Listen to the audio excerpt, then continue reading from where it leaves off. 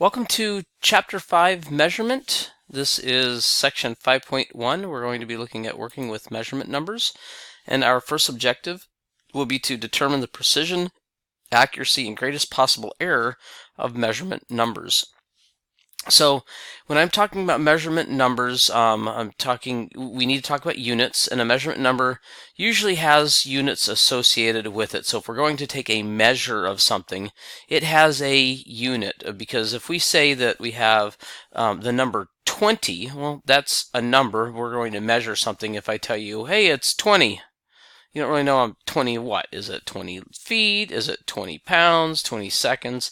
And this can be very meaningful. Not only can it be meaningful for the value on whether it's length or weight, but also whether that unit is given in standard or metric, which we'll cover in another section of this chapter.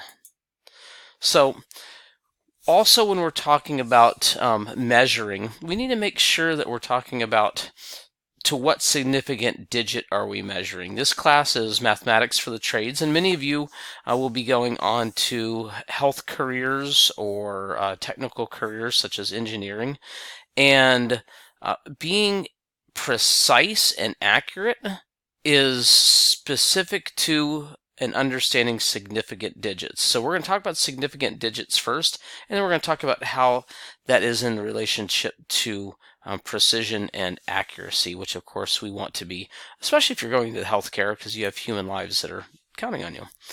A significant digit or significant digits are numbers that represent an actual measurement, and to be able to determine the number of significant digits in a measurement number, you need to follow these basic rules. So looking at this rule number 1, digits other than 0 are always significant. So 1 through 9. 0 is special and it has special rules. A 0 is significant when it appears between two significant digits. So like the number 202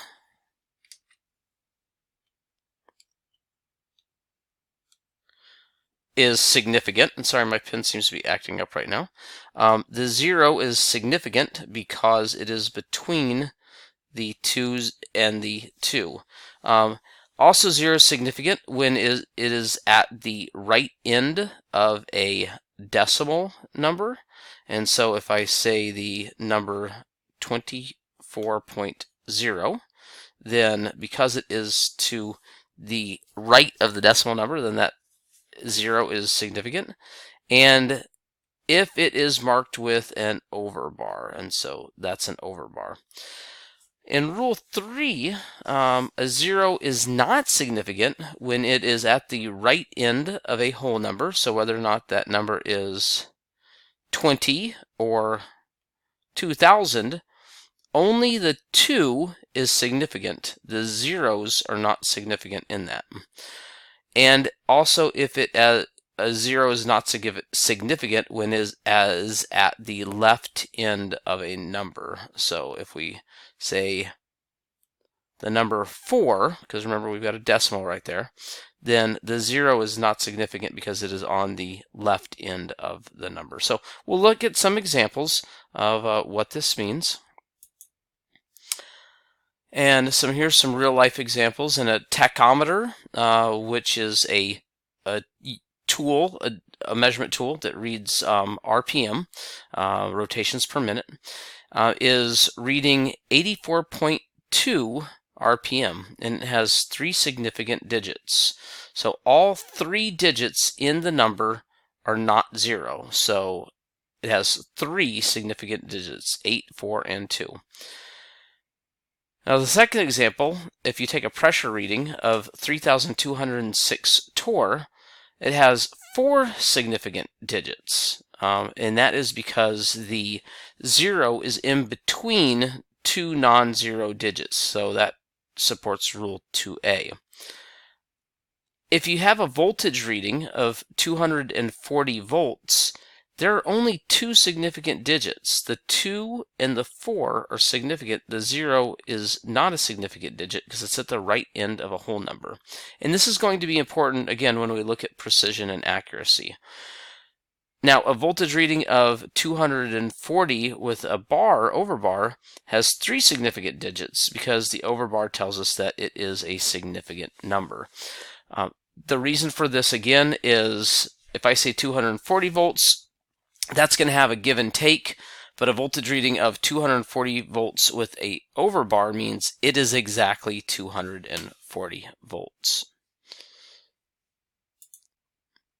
So I said that this is going to have to do with precision and accuracy, and this is an important concept because going into your jobs, you might need to be very precise and very accurate, either in the allied health career or even, say, if you're on the job, if you're in a metal shop and you want to be specific because you don't have a whole lot of either direction for working in with a tool that you're allowed too much or too little to be taken off of, say, if you're fitting pipe or machining. And so precision is indicated by the place value of its rightmost significant digit. So the precision of a measurement really depends on where the decimal is. The accuracy of a measurement number refers to the number of significant digits it contains.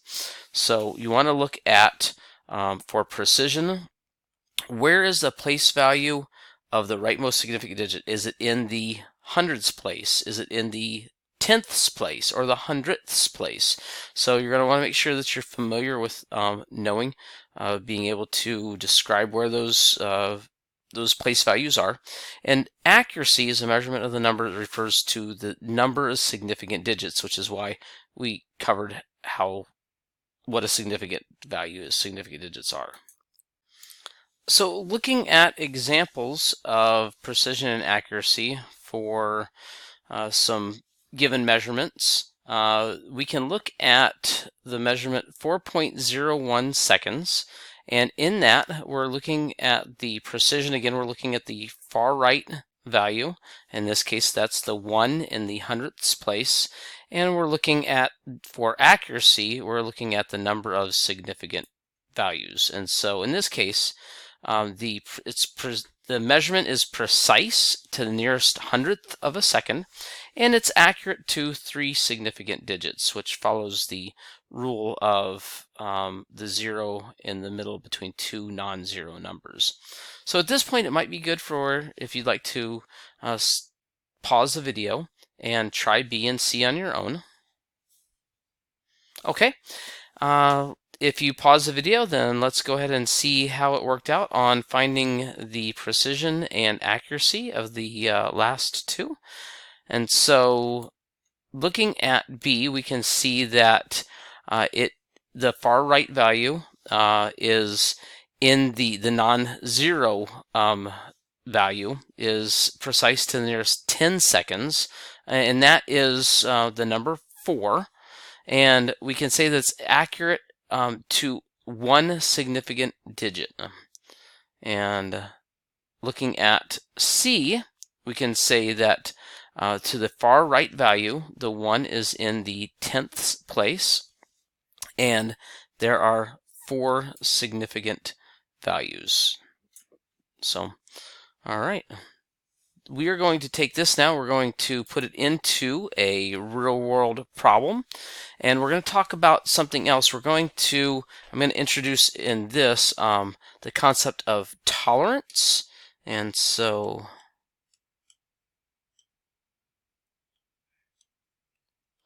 tolerance is measured with, you can either be a little bit more or a little bit less than a measurement value. So you'll see this oftentimes in machining if you're trying to make precise if you're trying to make precise cuts, or if you are allowed a certain amount over or under. And so we'll look at tolerance in relationship to precision and accuracy. So if we have a steel bar that is 14.6 pounds, the weight of the bar has been measured to the nearest tenth of a pound, so the precision is 0.1 pound. It's in the tenth of a pound, and the greatest possible error for this is half of the precision. So then we can say 0.5 or 1/2 times the 10th place, 0.1, gives us 0.05 is the amount of tolerance that this number has. And then so with that, we can then say we'll add 0.05 and we'll subtract 0.05 from our original number. And we can say that the tolerance is somewhere between 14.6 plus or minus 0.05. So it's somewhere between 14.55 and 14.65. So if anything outside that tolerance won't make it past the shop quality control and will be sent back. Let's go ahead and look at another one. A tachometer shows an engine speed to be around 4,700 RPM. The precision of the measurement is 100 RPM. So again, the non-zero value to the right, and so that's the 7, and that's in the hundreds place. And so the greatest possible error is half of the precision, or 50 RPM. So that's going to say that it is plus or minus 50, which then gives you a tolerance somewhere between 4,650 and 4,750 RPM. Okay, this concludes this video, and we'll move on to the next one in Chapter 5.